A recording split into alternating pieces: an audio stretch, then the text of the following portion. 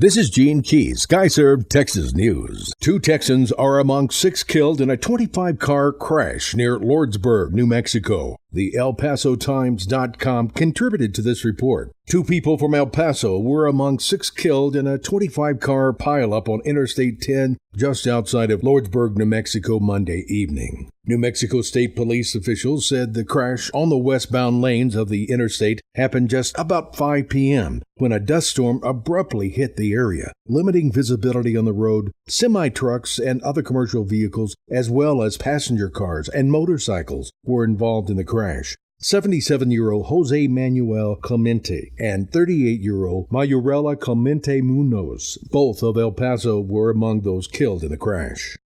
Dallas police kill a man after a domestic dispute. Fox4News.com contributed to this report. A man was shot and killed by a Dallas police officer after a domestic disturbance Monday afternoon. Police responded to an active shooter reported just before 5 p.m. The caller told Dallas Dispatch that a known suspect fired several shots into their home.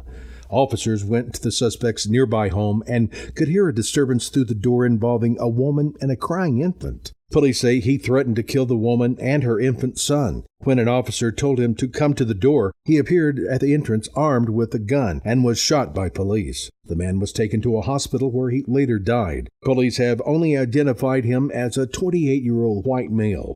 A missing woman is found dead at Big Bend National Park. The Del Rio News Herald.com contributed to this report. The National Park Service said a 46-year-old woman was found dead Sunday at a Big Bend National Park. The woman, whose identity has not yet been released by authorities, was hiking a well-known local hiking path, the Dog Canyon Trail. The National Park Service said that the woman started hiking the trail along with another person mid-morning and that by noon they both started showing symptoms of heat distress and dehydration. Unfortunately, only one of them made it back.